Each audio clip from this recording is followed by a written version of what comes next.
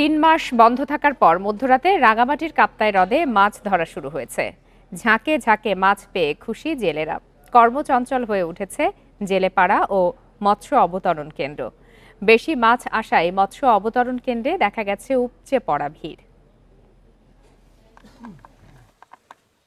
Bundle থাকলে প্রতি সেনমানিতে টাকা বাঁচবে।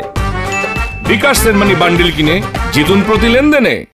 প্রাকৃতিক প্রজননের স্বার্থে ১ মে থেকে ৩ মাসের জন্য রাঙামাটির কাপ্তাই হ্রদে মাছ ধরায় নিষেধাজ্ঞা দেয় প্রশাসন।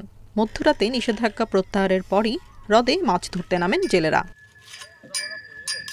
প্রথম দিনে জেলেদের জালে ধরা পড়েছে চাপিলা, কাচকি, আইড়, রুই সহ বিভিন্ন প্রজাতির মাছ। প্রত্যাশা অনুযায়ী মাছ পেয়ে খুশি জেলেরা। এখন সামনে যদি আরো পরিষ্কার হয় পানি আরো মাছ আরো বাড়বে। 2-3 ঘন্টা হবে অপেক্ষা হচ্ছে, জায়গা নাই, মাছ নামাইতে পারতেছি না। রোববার সকাল থেকেই জেলার 4টি মৎস্য অবতরণ কেন্দ্রে মাছ আনতে থাকেন জেলেরা।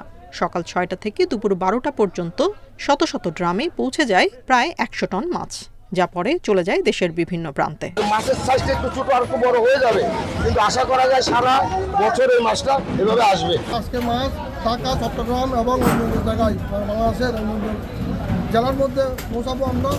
এদিকে ব্যবসায়ীদের সুবিধায় মৎস্য অবতরণ কেন্দ্রগুলোতে সুযোগ সুবিধা বাড়ানোর কাজ চলছে বলে জানিয়েছেন বিএফডিসির কর্মকর্তারা। কাপ্তাই, মারিশা বা মহালছড়ি এই কেন্দ্রগুলোকে আর একটু ডেভেলপ করার জন্য বিভিন্ন প্রজেক্ট যেটা অনুমোদনের অপেক্ষাধীন রয়েছে।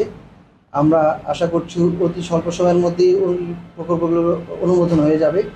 গত বছর কাপ্তাই হ্রদ থেকে 8,500 মেট্রিক টন মাছ পাওয়া গেছে, যা থেকে 19 কোটি 65 লাখ টাকার রাজস্ব আদায় করে মৎস্য উন্নয়ন কর্পোরেশন। Independent news.